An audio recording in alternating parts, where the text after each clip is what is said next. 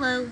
Today we are going to be doing an activity that uses sequences and series like we have been learning about, and it's a way of understanding how money works when you have interest or you have inflation or something like that. So in this example, we're going to be looking at saving for college. You could think about it as saving for anything though, for a car, for a house, whatever, saving for retirement. So our situation is that you are a college financial advisor who provides advice for families on how to best cope with covering the expenses of college.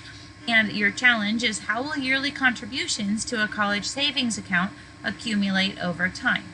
Now on the, you have the paper version of this, hopefully, because I'm going to try to give it to you before we go virtual.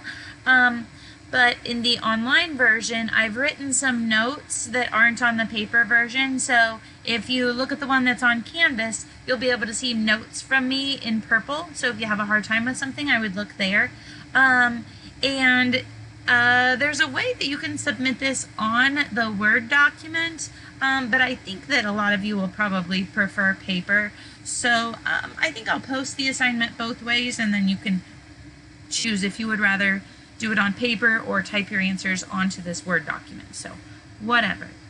Let's see. So the table below shows the average yearly cost of attendance for private college, in-state public colleges, and out-of-state public colleges. And so we have private college, $46,000 a year. In-state is $22,000. Out-of-state is $37,000. And in number 1 below, it says, assume that the cost to attend college continues to increase at the current rate of 4% per year.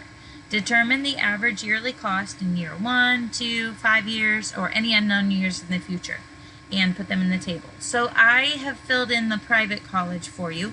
Let me show you on Desmos how I've calculated that. So we usually use Desmos for graphing. Right now, I'm just going to use it as a calculator so that you can see my calculator screen. So I'm going to take the 46,000 for the private college, and I'm going to multiply. So you can use the little keyboard that's down here to get to multiplying, or also the star that's above the 8 will work if you use shift. So I'm going to do that.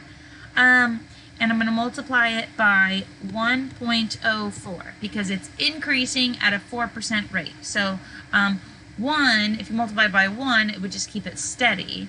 A 0.04 is the decimal form of 4%, so that's going to make it rise 4%. And if you look in the gray box, can you see this right here? $47,840. So that's what you would put right here. Actually, I already have it filled in. So let me go back there. That's where that purple 47,840 is coming from. And then if I want to figure out year 2, then I want to do the 4% growth twice. So I'm going to put an exponent on the 1.04, an exponent of 2, because that'll make it go 2 years. So $49,753.60 is what I'm seeing. So that's where this figure here comes from. Note the table then jumps to year 5. It doesn't just keep going in order.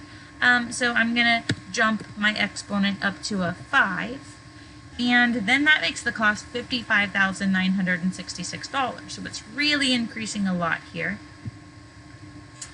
And then in this last column, like an equation. So however many years I tell you, that's what you would put for the exponent.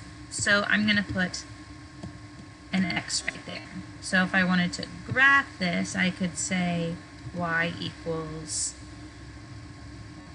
and where's my graph? There it is.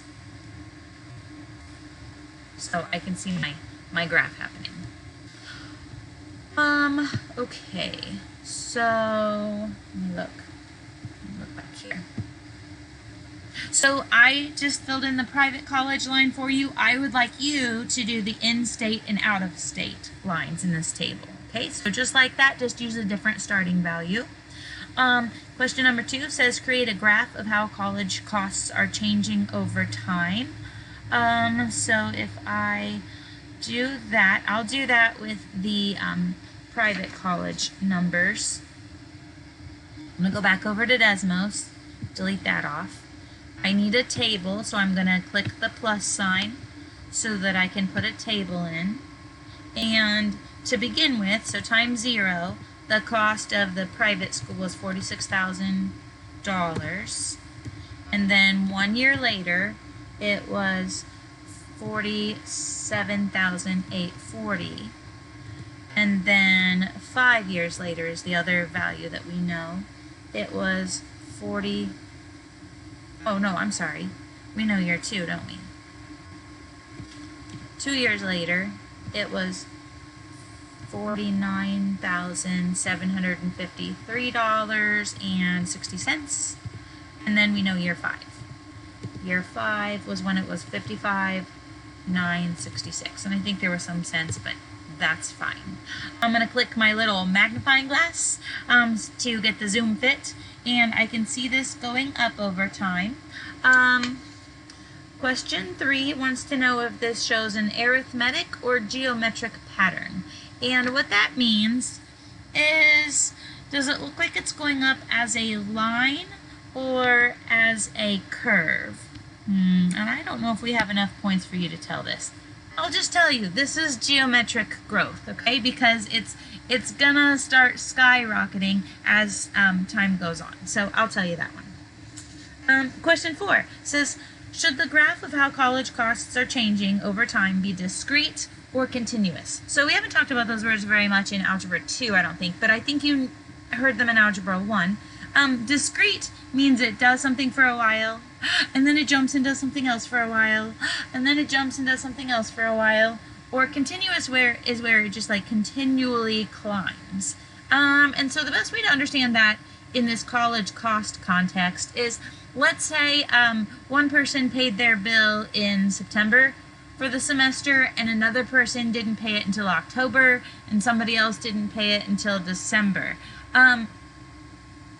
Don't think about interest on this. Would their bill change just because they paid it later? Their bill would have been the same, like they got a paper bill in the air. So that's discrete, because college costs don't go up continuously. They go up for a year and then stay there. They go up for a year and then stay there. Okay, so there's that.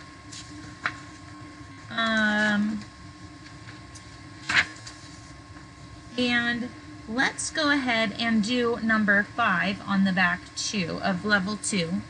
So it says saving 100% of expected college costs for a future student is not possible for most families. A more realistic goal for many families would be to save 25% of projected college costs. If a student plans to start college in 5 years, the estimated total cost for 4 years of school is, and then they list the private school, in-state and out-of-state. That's for all 4 years. That's not per year, okay? That's for 4 years of a student who's going to go to college in 5 years. So it's inflated as well. So given a goal of saving 25% of the cost, how much would the savings need to be for each college type? Let me do private for you. So I want to save 25%, so I would put that in as a 0.25. 25% of, and I'm doing private, so I'm going to put 237,658. And it looks like Desmos is telling me I would need to save $59,414. As a parent, this is very discouraging. So you find the next 2 costs there, and they'll get listed here on your worksheet. Oh, I can show you on this page.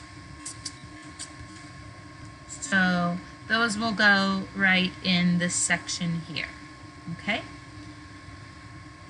In question number 6, it says no, actually, let's stop there for today, okay? We'll do the next part tomorrow. So remember that Jesus loves you, and so do I, so do your math.